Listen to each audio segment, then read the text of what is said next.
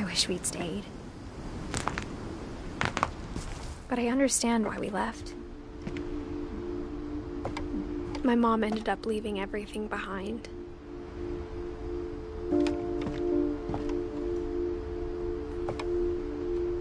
What happened that night had been coming for a long time. Maybe it should have come sooner.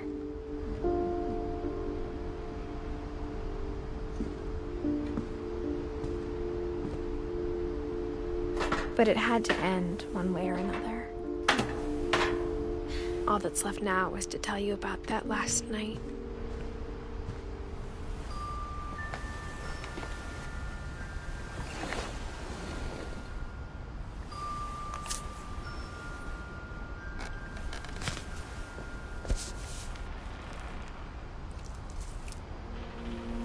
That whole last day, Edie just watched us pack and didn't say a word.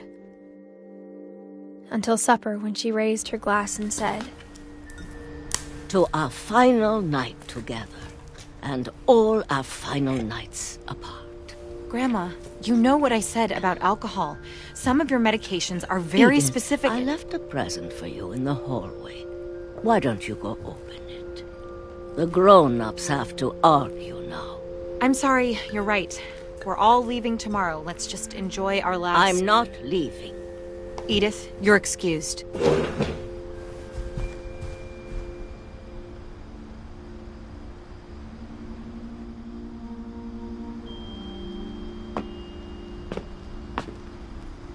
The power had been shut off that morning, but Edie always had plenty of candles.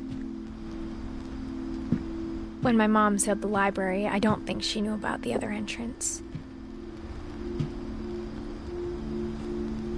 Or that Edie had a key to it.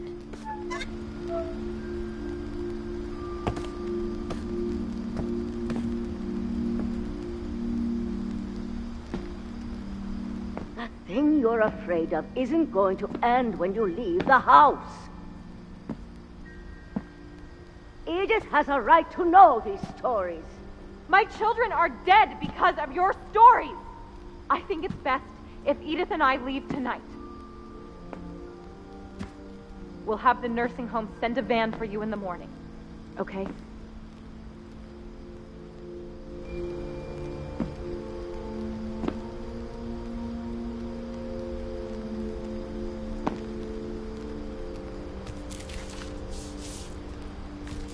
Dear Edith, there's so many stories I wish I could tell you, but there's only time for one. This is about the night you were born. That night, the tide would... It was the first and last time I ever saw the old house aground. There'd been an earthquake out in the middle of the ocean. They called it the lowest tide in 1,000 years. God, it smelled awful. You know, I've seen that house every day of my life.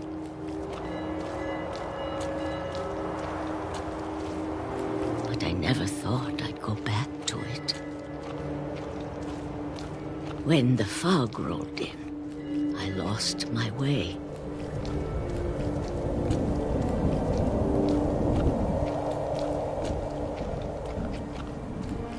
I got turned around.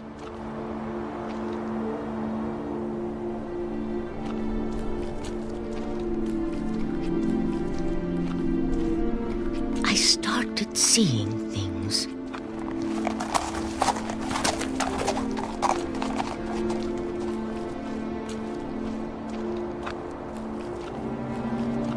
Things I'd forgotten had ever existed.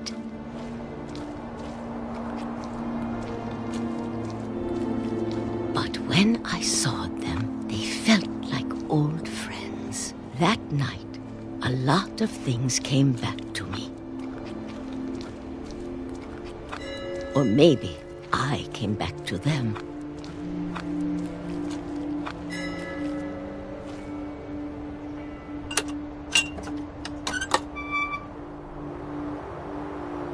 Things I can't explain, but that I need you to try and... Edith, What are you doing in here?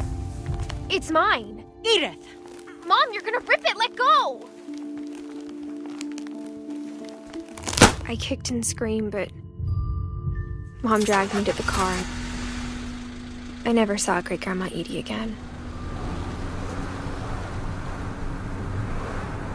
The next morning, the van came to pick her up, but she was already gone. After that, we moved around a lot.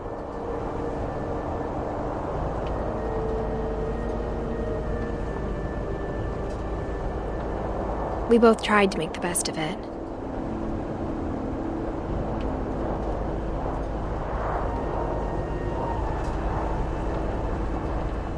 A few years went by.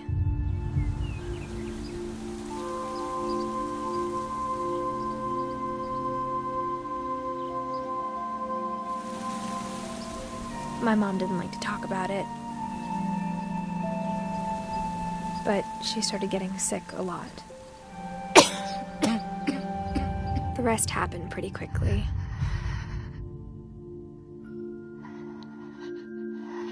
She got better for a while, and then she didn't.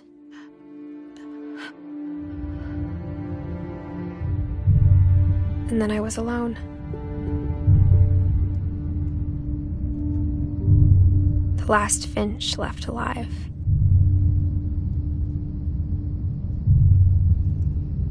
Until I found out about you.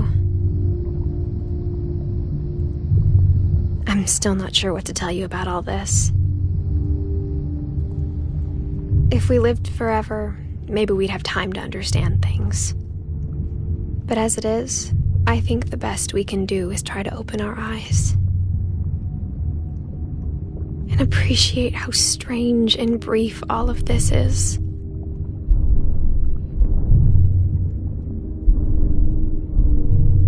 This journal was supposed to be for you. But now I hope you'll never see it. I just want to meet you and tell you all these stories myself. But I guess if you're reading this now, things didn't work out that way.